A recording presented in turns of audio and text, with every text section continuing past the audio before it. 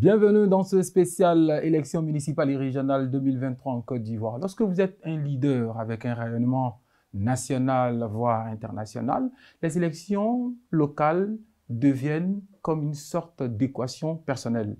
C'est un nouveau challenge vu sur un prisme nouveau. Il faut aller vers les électeurs, prendre en compte leurs préoccupations et faire en sorte de pouvoir les rassurer pour bénéficier de leur confiance. C'est son exercice favori parce qu'il a été secrétaire général du MIDD, Mouvement des instituteurs pour la défense de leurs droits. Il a été aussi président du conseil d'administration de la MUGEFSI, la Mutuelle Générale des Agents et des fonctionnaires de l'État de Côte d'Ivoire. Il est aujourd'hui candidat dans sa région. Il veut transformer sa localité.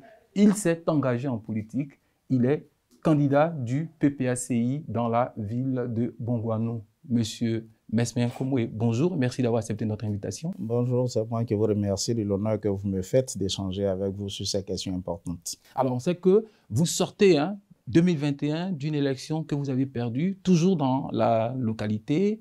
Aujourd'hui, qu'est-ce qui va fondamentalement changer et qui porte à croire que vous êtes parti pour gagner cette élection municipale? Il y a tout l'écosystème qui a changé et vous l'avez rappelé tout à l'heure. Aux législatives, j'étais candidat indépendant.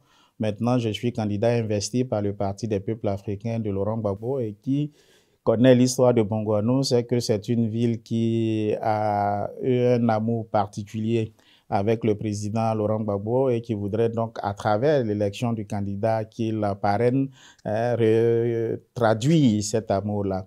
Donc, ces deux éléments combinés avec le programme que nous allons leur présenter nous font croire que au niveau de ces élections, la majorité des voix va se porter sur le candidat du PPACI que je suis. Alors, on sait que vous étiez face au président Afin N'Guessan, président du Front populaire ivoirien. Tout de suite, vous avez perdu, vous avez appelé votre adversaire pour lui dire félicitations.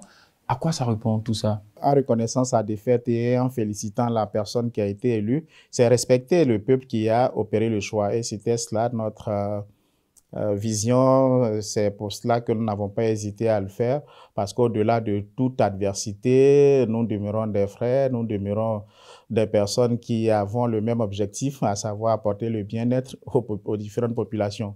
Donc, il n'y a pas de raison de faire perdurer l'adversité là où le jeu électoral est fini. Vous avez révolutionné la MUGEFSI. Est-ce que cela va aider pour tous ceux qui interviennent dans le domaine de l'État au niveau de cette ville?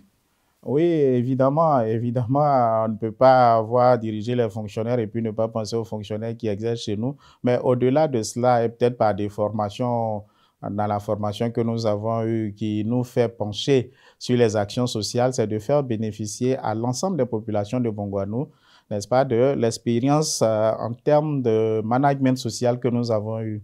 Et en ce terme-là, ce sera peut-être la grande première en Côte d'Ivoire, pouvoir créer une mutuelle communale pour, en complément de la couverture maladie universelle et des autres assurances classiques, apporter la santé et le bien-être à l'ensemble des populations.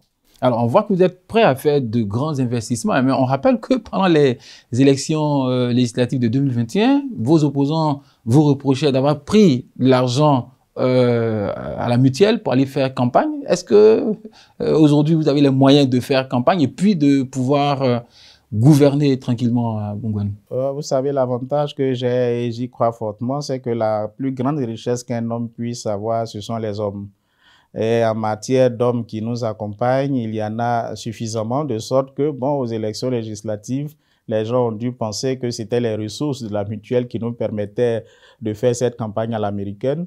Ben voilà, on remet le couvert et nous ne sommes plus à la gestion de la MUGEFSI. Donc, ils comprendront aisément qu'il n'y avait pas lieu de faire ces différentes supputations. Bon, ben écoutez, c'est ça aussi, hein, quand les gens ne savent pas trop le comment des choses, plutôt que de chercher à le savoir, bon, on suppute et c'est malheureux. Mais je voudrais rappeler donc à toutes fins utiles que nous avons beaucoup d'amis. Nous avons beaucoup de réseaux. Les fonctions que nous avons précédemment occupées nous ont permis d'avoir cet éventail de connaissances et de personnes qui sont sensibles, n'est-ce pas, à la souffrance des populations et qui tout de suite veulent aider ces populations-là à avoir un mieux-être Et cet éventail n'a pas varié d'un iota, donc nous comptons surtout et toujours sur ces personnes de très bonne volonté qui sont prêtes à nous aider, qui nous accompagnent et qui nous accompagneront toujours.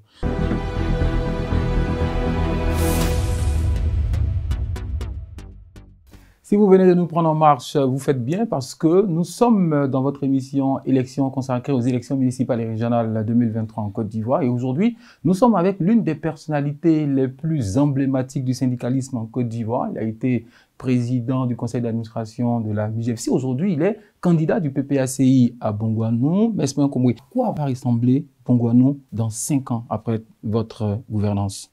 C'est d'avoir Bongouanou comme symbole de quelque chose qui va amener le premier visiteur en Côte d'Ivoire d'inscrire Bongouanou comme destination à visiter. Et je le dis également, certainement l'une des innovations que nous allons apporter, c'est de faire en sorte que la jeunesse ainsi que les femmes, à travers les projets qu'ils auront adressés, puissent avoir le soutien ferme de la municipalité, soutien technique, soutien financier pour la réalisation de ces activités qui sont des activités génératrices de revenus.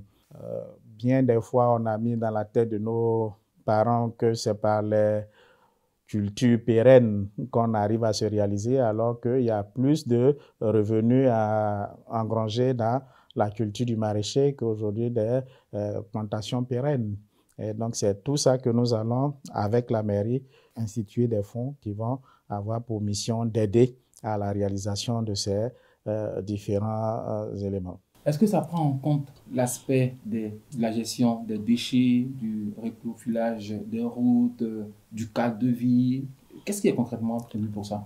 Quand vous regardez le terrain de Bongouanou qui est fortement accidenté, c'est des reprofilages lourds qu'il va falloir faire sur ces voiries secondaires. Donc, dans ce sens de partenariat privé-public, nous allons pouvoir améliorer la qualité de la voirie au niveau de Bongouanou. Mais il y a également cette épineuse question de la gestion des déchets. Aujourd'hui, toutes les sciences ont montré que les déchets bien traités peuvent servir d'une façon ou d'une autre. Donc, cette question également sera regardée. Pour Bongouanou spécifiquement, nous l'avons constaté, il n'y a pas de structure de précollecte, n'est-ce pas, des ordures de ménage, ce qui fait que le surcroît de travail au niveau de la mairie est énorme. Et donc, ça crée des désagréments au niveau des populations. Vous êtes élu au soir du 2 septembre. Les premières semaines, c'est quoi votre première action? On ne peut pas mettre quelque chose en commun si on ne s'entend pas. C'est pour ça que nous, dans notre programme, la première action, ce sera celle-là, d'amener à cette cohésion sociale. Et lorsque, ensemble, nous allons pouvoir nous parler, il s'agira donc de regarder tous les besoins qui ont été adressés, quels sont les besoins qui vont être les besoins prioritaires, quels sont les besoins pour lesquels tout de suite la mairie a les moyens de résolution, quels sont les besoins pour lesquels malheureusement la mairie ne dispose pas de moyens et pour lesquels ensemble nous devrions nous mettre en branle pour rechercher les solutions. Il y a une question sur laquelle on ne vous a pas beaucoup entendu, ce sont les femmes. On sait que dans les lycées, le lycée de Bongouanou, il y en a les jeunes filles, mais surtout dans les zones rurales. À ce niveau, est-ce que vous avez quelque chose pour leur permettre d'avoir une sorte d'autonomisation? Nous les avons déjà entendues.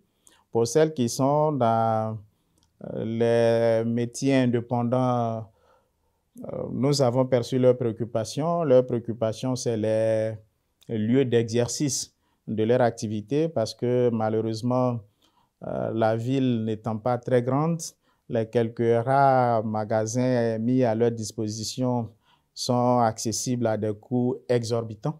Donc, il s'agit au niveau de la mairie pour nous de voir comment nous allons étendre le lotissement, comment nous allons faire cette extension de lotissement et pouvoir mettre d'abord des lots viabilisés à des coûts raisonnables aux populations qui en feront la demande. Mais également, il faut que la mairie, toujours dans ce partenariat public-privé, puisse mettre au niveau de Bongouanou un espace artisanal, un centre artisanal où l'ensemble de ces personnes qui exercent ce genre de métier peut venir une sorte de zone franche où l'accès va être assez étudié pour que chacun puisse avoir sa place. Et pour les activités agricoles, je l'ai dit, déjà avoir la maîtrise de l'eau, les organiser en coopérative de production, les organiser en coopérative de transformation, les organiser en coopérative de commercialisation. Et nous allons inscrire dans le budget de la mairie des bourses d'études pour pouvoir former et les jeunes et les femmes à ces métiers de l'artisanat, mais également à ces métiers de l'agropastoral, parce que pour nous, lorsqu'on est bien formé, on est nécessairement beaucoup plus efficace. Alors, j'ai un message pour vous. Un de vos électeurs, il est à Bongouanou, il a une préoccupation, il se dit, vous vivez à Abidjan et vous serez maire à Bongouanou, comment est-ce que vous jugulez cela? Parce que de plus en plus, les populations veulent avoir un maire qui habite dans leur localité pour avoir plus d'impact dans l'action. Avec vous, comment ça va se passer? Oui, rassurer cet électeur, rassurer votre ami, c'est justement cette volonté d'être très proche des différentes populations qui m'a amené à me décharger de toutes mes occupations. C'est vrai. Vous avez démissionné récemment? Tout à fait. C'est vrai qu'au niveau de la mutuelle, j'étais frappé par la limitation de mandat. Mais dans les autres activités, il n'y avait pas de limitation de mandat. Mais si je me suis déchargé de toutes ces activités-là, c'est pour pouvoir me mettre pleinement à la disposition de nos parents de Bongouanou. J'ai ma résidence à Bongouanou, dans la commune. J'ai ma résidence au village. J'aime bien la ville de Bongouanou, donc il n'y a pas lieu de s'inquiéter. Je ne serai pas un maire qu'on verra de temps en temps. Je serai un maire qu'on verra tout le temps.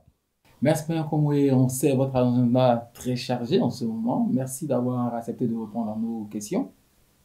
On vous souhaite bonne chance et on espère vous retrouver au soir du 2 septembre pour fêter avec vous. Hein. Ouais, je l'espère. Je l'espère et j'ai foi.